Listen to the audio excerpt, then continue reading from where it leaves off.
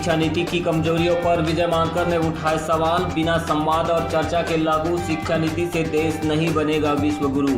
देश को विज्ञान आधारित, ज्ञान आधारित और मानवता पर आधारित शिक्षा नीति की है जरूरत।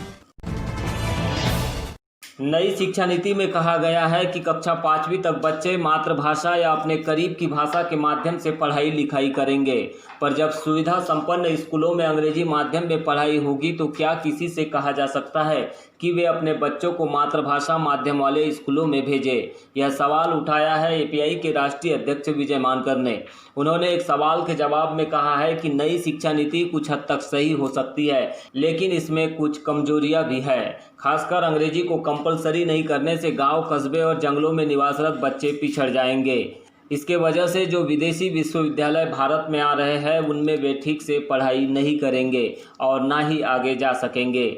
इसी तरह विजय मानकर ने कहा है कि प्राचीन भारत का आधुनिक भारत के लिए क्या योगदान रहा है, इसे पढ़ाने पर शिक्षा नीति में जोर दिया गया है। जबकि यह एक प्रकार का कपोल गल्प है। प्राचीन भारत का इतिहास पढ़ाना अलग बात हो सकती है, लेकिन यहाँ पर आधुनिक भारत के लिए योगदान को पढ़ाने की बात कही गई है, जो कि मिथक से कम नहीं है।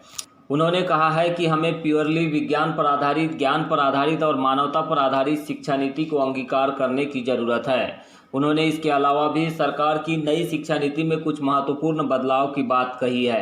विजय मानकर ने कहा है कि इस शिक्षा नीति में कई कमजोरियां हैं। जब संपूर्ण पॉलिसी सामने आएगी तब इसे देखकर और भी कुछ कहा जा सकता है। उन्होंने यह भी कहा है कि कोरोना बंदी में जिस तरह से मोदी सरकार ने बिना राष्ट्रीय संवाद या चर्चा के इस नई शिक्षा नीति को लाया है और 15 से 20 सार्वजनिक उपक्रमों को निजी हाथों में देने का फैसला लिया है, यह एक बहुत ही बड़ी गलत नीति है।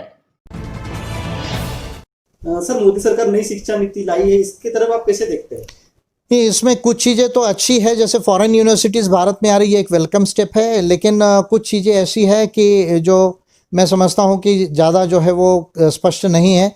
एक तो जो है वो 5वीं कक्षा तक आप कह रहे कि केवल हिंदी और रीजनल भाषा पे एम्फेसिस कीजिए, इंग्लिश को कंपलसरी नहीं किया फर्स्ट स्टैंडर्ड से। मैं समझता हूँ ये गलत है, क्योंकि गांव, कस्बे और जंगलों के जो बच्चे हैं वो फिर इंग्लिश में फिर पीछे रह जाएंगे और फिर फॉरेन यूनिवर्सिटीज़ आ रही है, या जो हायर एजुकेशन है उसको ठीक से नहीं ले पाएंगे। Point number 1। दूसरी बात कह रहे हैं कि भाई एशियंट इंडिया का, मॉडर्न इंडिया के लिए कंट्रीब्यूशन को पढ़ाया जाएगा, तो मैं समझता हूँ कि ये तो एक फैंटासी है।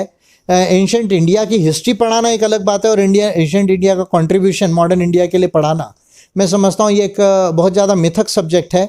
मैं समझता हूँ कि purely scientific education and knowledge based education जो है और ह्यूमैनिटेरियन एजुकेशन होना चाहिए। उस लिहाज से इसमें कुछ कमी जो है वो मुझे नज़र आ रही है।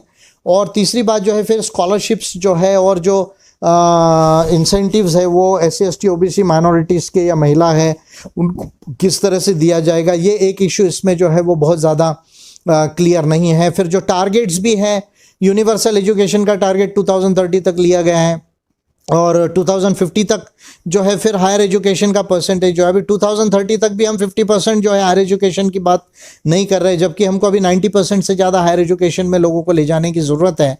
तो मैं समझता हूँ कि ये कुछ वीकनेसेस भी, अभी कल ही गवर्नमेंट ने इसको अडॉप्ट किया है, तो पूरा जब जो पॉलिसी अडॉप्टेड पॉलिसी है, कस्तूरीरंगन कमीशन ने जो रिकमेंड किया उसमें क्या चीज़ों को एक्सेप्ट किया, क्या चीज़ को एक्सेप्ट नहीं किया, मैं समझता हूँ उसको देखना पड़ेगा। लेकिन कोरोना बंदी में बगैर नेशनल डिस्कोर्स और डिबेट के, बगैर नेशनल डिस्कशन के, बगैर पार्लियामेंट के डिस्कशन के, ये जो मोदी सरकार जो डिसीजन कर रही है, चाहे राष्ट्रीय शिक्षा नीति की हो या 20-25 जो पब्लिक सेक्टर से उनको प्राइवेटाइज करने की, जिससे जो है वो अंबानी, अडानी जैसे बिजनेसमैन को ये पब्लिक सेक्टर हमारी ट्रांसफ़र हो जाए और रिजर्वेशन इसमें जो है वो ख़त्म हो जाए SC ST OBC के लोगों का, मैं समझता हूँ कि ये एक बहुत बड़ा जो है वो गलत नीति और गलत रास्ता है जो मोदी सरकार अडॉप्ट कर रही है।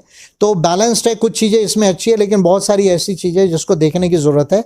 जब तक ये नहीं होगा, भारत सही में एक साइंटिफिक जो है ह्यूमैनिटेरियन, इगैलिटेरियन, डेवलप्ड, प्रॉस्परस और मोदवेड़ची यानी एनलाइटेंड इंडिया नहीं बनेगा।